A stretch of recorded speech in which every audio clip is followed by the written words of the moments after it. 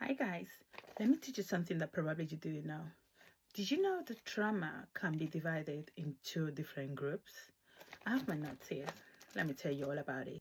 So trauma is divided in big trauma and little trauma. I'm going to read from my note because there is a lot to read here, and it says like that. Big trauma has a lot to do with PTSD trauma, and it means any situation where one life or bodily integrity is threatened.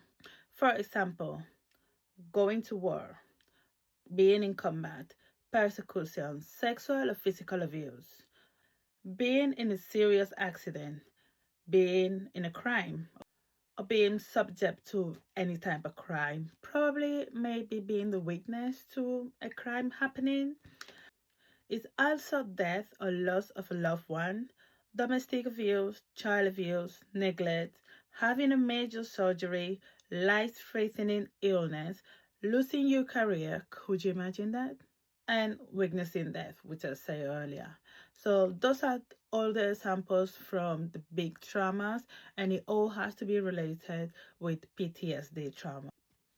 But now the little trauma. Me personally, before I would have put every single sample that I'm going to say right now in a big group of what trauma is for me.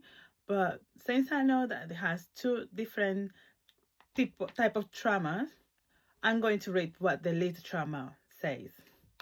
And it says like that. Little trauma often does not lead to PTSD trauma. And I thought that every trauma was from PTSD or lead to PTSD. But no, not often. All of them lead to PTSD trauma.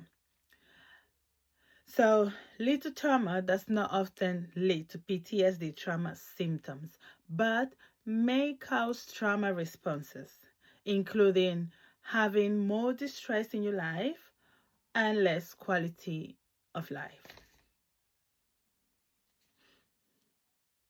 So, some examples are interpersonal conflict. Can you imagine? You can cause yourself trauma, just your interpersonal conflict. So let's chill, guys. Let's chill.